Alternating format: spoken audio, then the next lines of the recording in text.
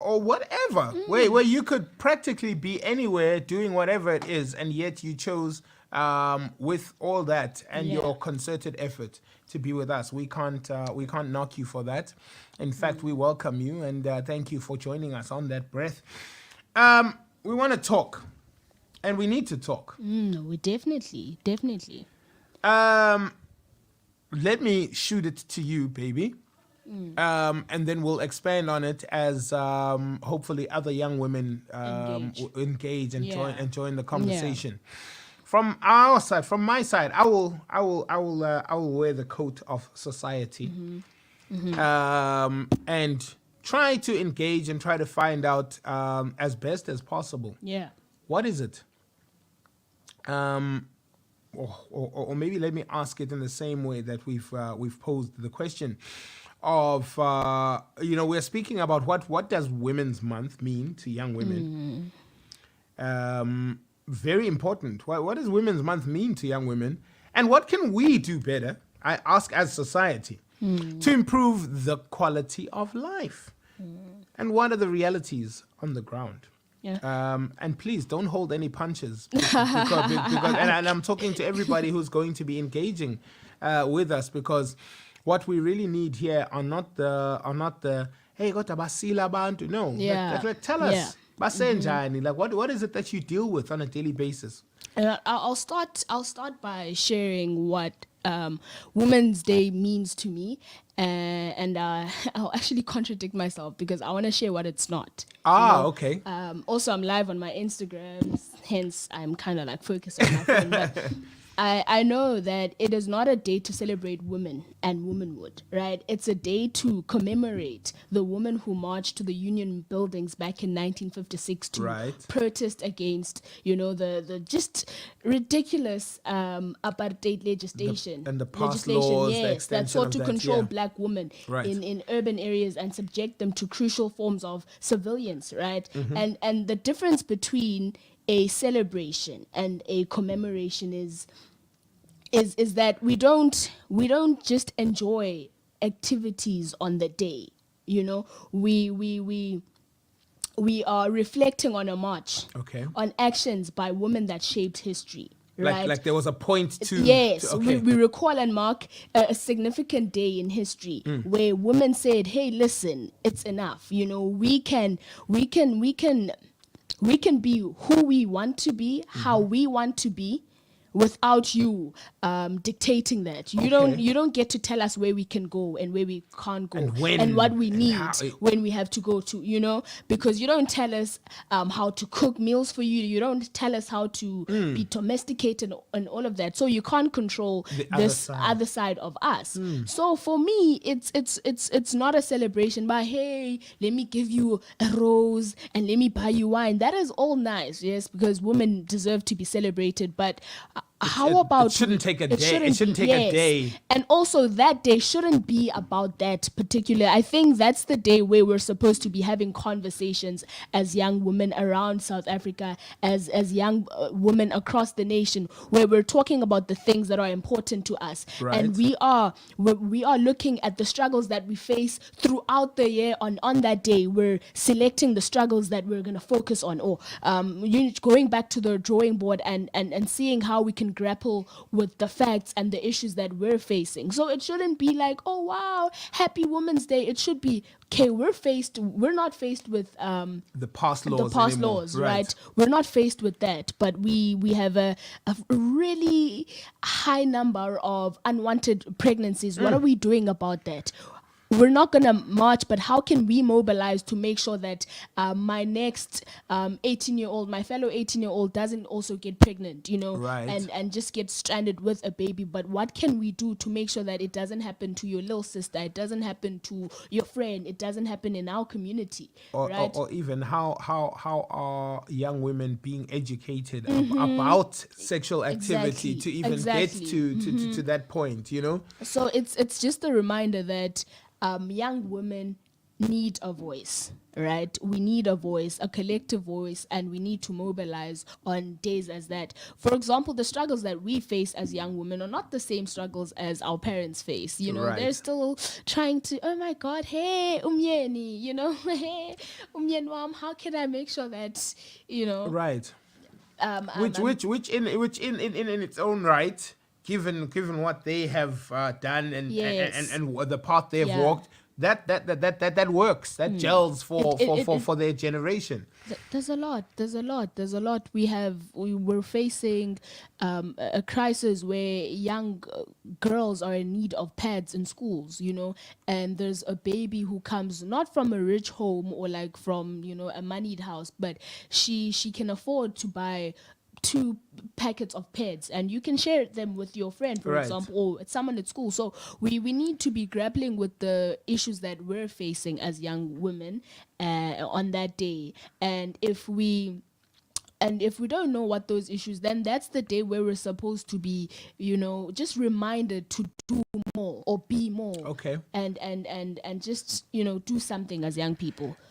And what about dignity? How is the dignity of young women being protected, or is being treated or being approached? Should I say? Remember, I'm wearing the coat of society here, asking all the questions and not trying to give the answers, but trying to get to know what the real challenges are.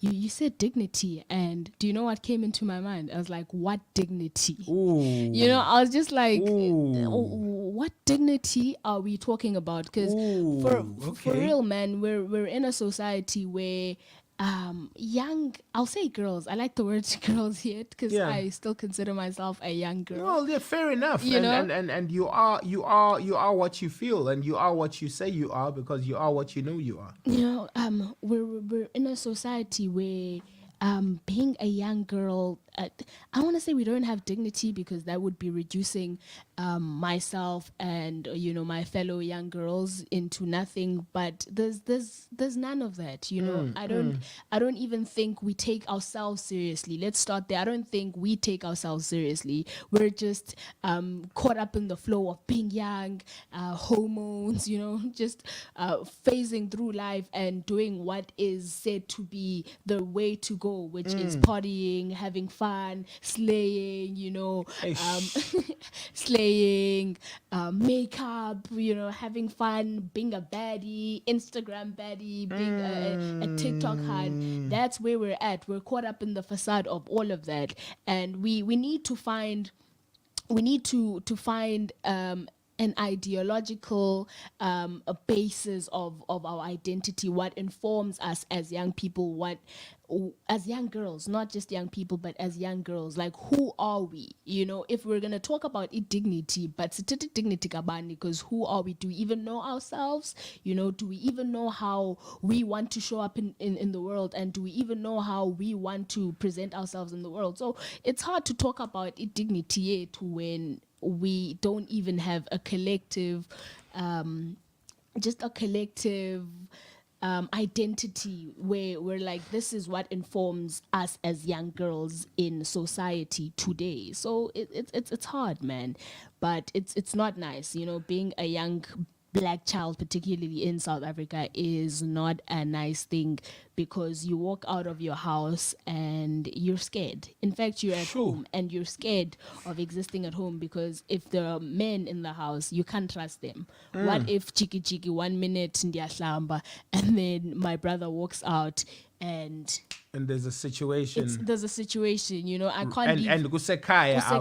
I can't leave my house without sending my location, because I might not make it to my destination. Why?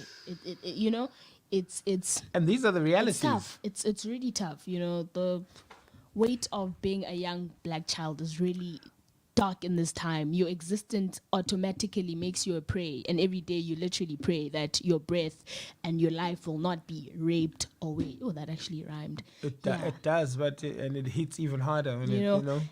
You constantly praying that you won't be raped away. So maybe that's the dignity. Tina, we're siboneka as something disposable, something not worthy of this life thing, something that we're basically objects. I think we're basically like objects. That's crazy. And I say crazy because I understand this to be true, but hearing it, being put in the context as you have now, just puts it in a different light. It opens up the eyes to the realities even more, and I guess it also humanizes it even more to a place where it really starts to hit home. It's hectic. Pago heart. It's hectic. I was asking.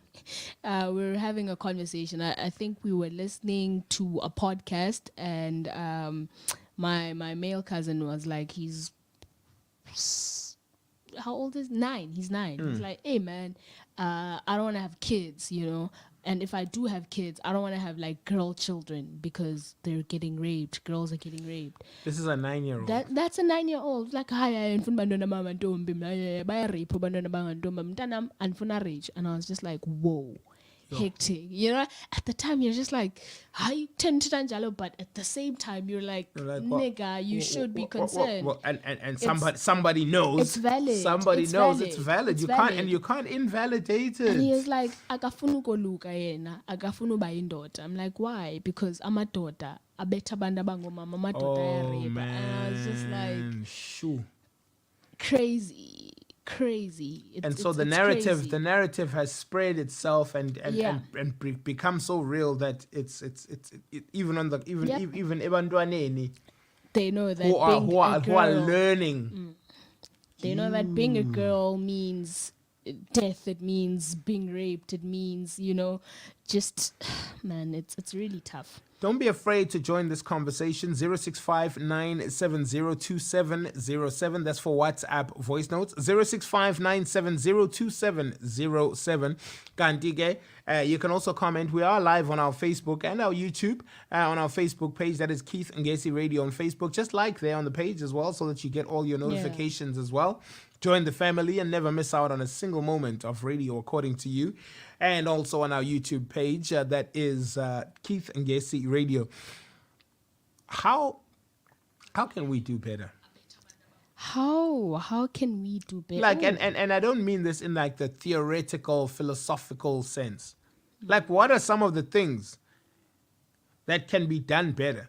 And don't be afraid to say them with an exclamation mark. Like, simple. But now, don't rape. Are you? I'm talking about things that literally are affecting you. And how does society? I'm speaking as society. How can we do better to make you guys not feel as defenseless and attacked and Hey man, you're reminding me of a conversation I was having with a friend of mine, and we were just laughing, man. We were watching a horror movie, so after that, we're just debriefing and just laughing over the movie. And she was like, it's crazy how defenseless we are in South Africa, not just as girls, but just as, young people or as people. Someone might literally walk into your home and rape you in front of your parents with like petumbu. Your mom's not going to do anything because they don't want to die. Your dad's not going to do anything. They're not going to do anything. They're just going to cry and, beg for their lives. So you're basically just endangered. And no one can do that is crazy. Much about it, because people are scared. People don't know what to do and they don't know where to start, and sometimes it's valid. But in the case of what can we do, to men, it's simple. Don't rape, Like, don't be that guy. Don't rape. It's that simple. There aren't even like reasons. If it crosses your mind, don't do it. Yeah, don't do it. Just don't do it. It's literally that simple. And eventually it'll become a habit not to do it. You think about it. I mean, we can't really control your thoughts, or your urges or whatever. Yes. But when it runs your mind and you have the option of thinking before you do, and it's not even justifiable. You can't justify it and say choose not to.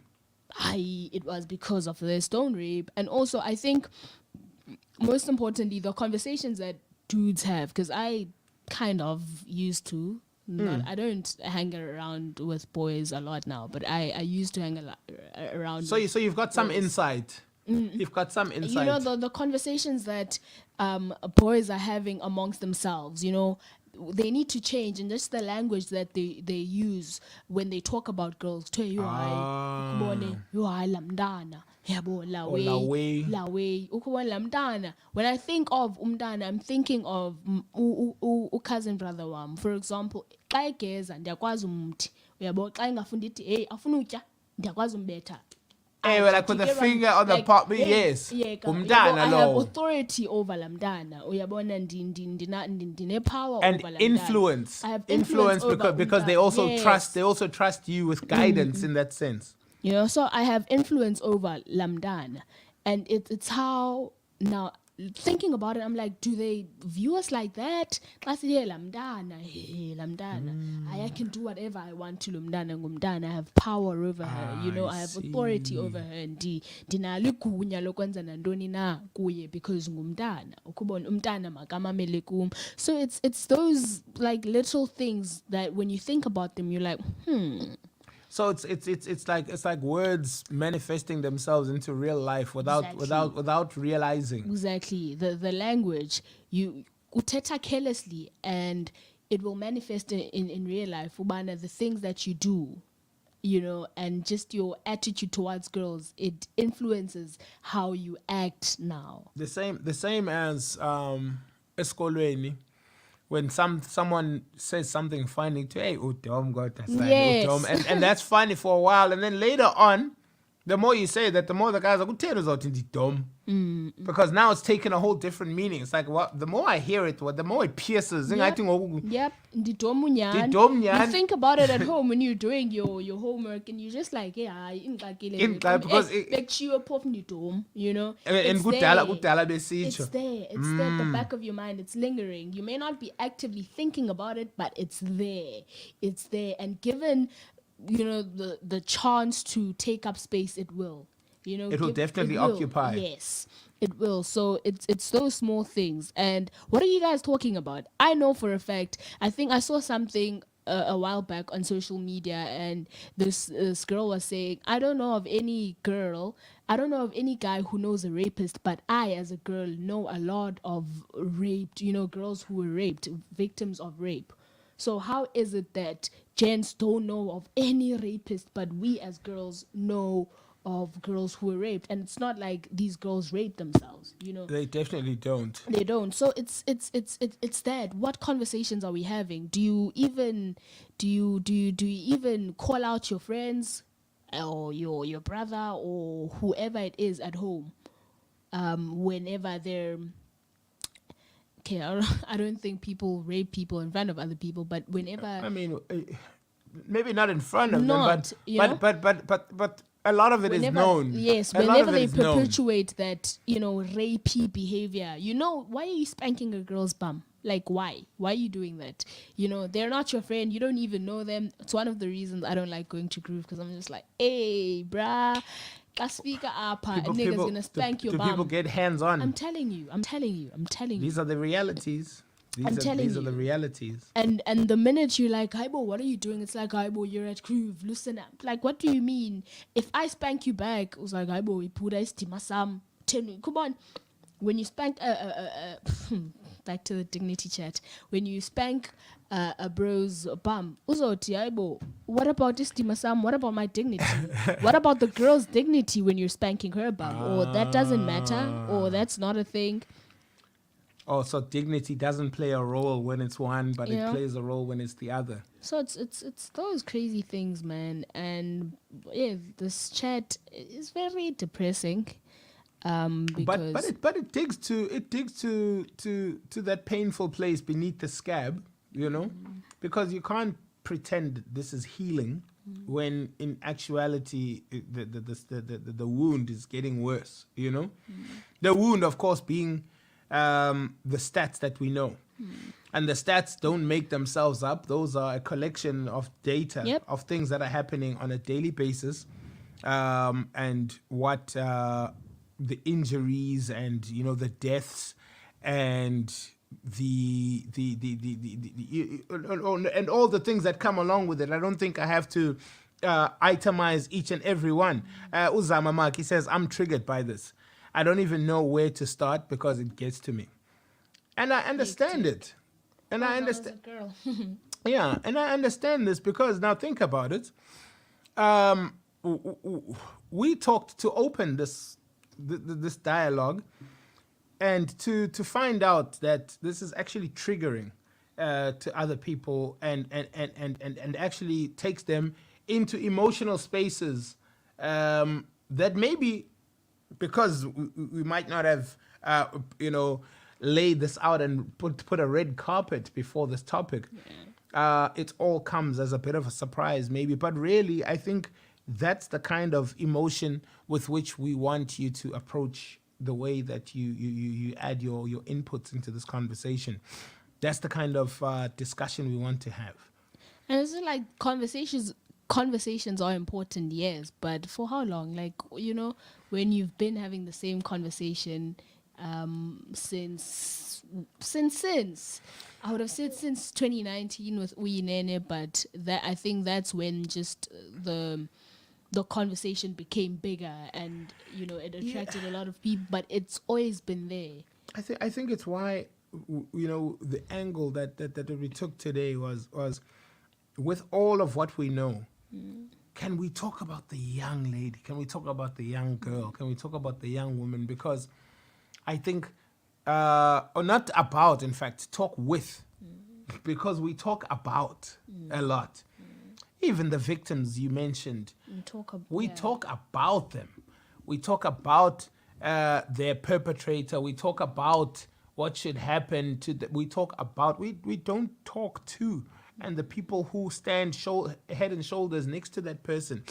And I guess we're not trying to dig into a painful place and make it worse. Yeah. We're trying to relieve some of this pressure by opening this dialogue, because when would be a better time to open the dialogue? Because this is an open dialogue. It's not a conversation that's going to happen today, and then at the end of today's live, we're like, okay, we're done. Whew. Content. See you next year for that. Yes. Done. Content, see you next year. No. If we're opening this so that we can really have this discussion at any given time. There be voice notes, there be comments. These are things and if something is on your mind now that you're not comfortable to talk about at this particular moment, but would like us maybe to approach so that maybe we can address your issue anonymously, feel free to do so. Because I think that's also another place where a lot of people find expression and find themselves a voice, where they're able to talk about some of the things that are really sitting heavily on them. Speaking of which, man, I do want to give a shout out to just young women for, I feel like we are finding our voice individually, and maybe at some point we will meet somewhere along the way and we will have a collective voice. I think we are seeing a different generation of young women growing up now, liberated young women in all senses of the word. I was gonna say, I'm seeing this new spring of individuals, of identities, of people, liberated, a confidence that you can't teach, that you can't buy, and that is not available anywhere else. Facts, and it's really beautiful to see, and not to necessarily drive the independent woman chat, but hey, man, the generation of young girls that's growing up now is becoming independent. And by independent, I'm not necessarily talking to the stereotypical, but oh my God, I don't need a man type of thing. But I'm just talking about thinkers. It's an independence driven by self-confidence. So self-confidence. That internal independence. Yes, it's that where I may not have a voice right now, but you're not going to speak for me. I'll wait until I find mine. If not, let's go with the one who's found their voice now. So it's beautiful to see that we are here, we're here, and we are about to take up space, and we're taking up space. But owning it. Yeah. Owning it. Listen, we could go on forever. This is not the end of this dialogue. This is only the beginning. However, we'll suspend the conversation for the fact for now, so that we can give people to digest a moment to digest and also an opportunity to process, because it hasn't. It obviously is not an easy topic to touch on, as it evokes and invokes certain, with other people it's emotions, others it's memories, and others maybe they were with their headphones walking down the street, and immediately as we're having this conversation, there was a situation which reminded them exactly of what we're talking about. And this is how real time these type of things are, and why it's so important that we continue and lay these things out. Conversations not about young women, but with young women. I like that. A lot of the times when people have conversations, they always want to have them on behalf of, Oh yes, women. Where the keynote speaker will be like, and today I stand here, commemorating, and you're like, nigga, you're a man. How are you? Like you're a daughter. How are you speaking on the struggles of a woman when you don't experience those? At least not firsthand. Not firsthand, and even what you've heard, you'll never be able to collate it to the firsthand experience. You can't. So it's nice when these conversations are had with people who actually relate to them. And we want to know. We want to know, because that's the only way we can get anywhere closer to being better or doing better than how we have been. And I guess it's a true judgment and an assault on our own society that we sometimes think we speak for the people that that we haven't even asked yet. Isn't it crazy how the one thing that is affecting women the most is the one thing that they have no control over. So even though women should be having these conversations, they can't do much about it but have the conversation. The onus is on men, right? It's affecting us, but we can't do nada about it. You guys can, it's the men who can. Well, if we find ourselves able to do harm, with that same energy, we should be able to protect prior to harm being done, because harm is a deliberate action. Like, it's something that I have to come from where I am to where you are to do it. I can stop myself ahead of time, and that would cause so much less damage. Anyway, 10 minutes before 11 o'clock. Who's joining us at 20 past? Hey man, we are in conversation with one of my favorite artists. In fact, one of your favorite artists, because she's your fave. She's our fave. She's a national treasure, that one. Unomfundo Mo, hit singer of, what's the name of the song? Pakarela. Hey man, if I only Pakate, please join us. She'll be your Pakate. She's got that's joined with Shakana and Sjava. No. There's a new one. That's the one we're gonna be. That's the one we're gonna be. Labels. Okay, the one you'll be hearing here first. Okay, hi now. You know the vibe. You know the drill. So yeah, Nomfundo Mo, and then as well, we'll be speaking with the chairman of SAMRO at 20 minutes to 12. His name is Mr. Nicholas Maweni. And there's some exciting stuff happening with SAMRO. And in the build-up to that, we'll be speaking to some individuals from that organization, the South African Music Rights Organization, who will unpack quite a bit. And if you are part of the artist community, or you have a friend or a family relative or somebody close by to you, or even that you know, tune in. Please tell them to tune in. It's going to be an important one, and one that might be a game changer for them. Ladies and gentlemen, let's see what all the fuck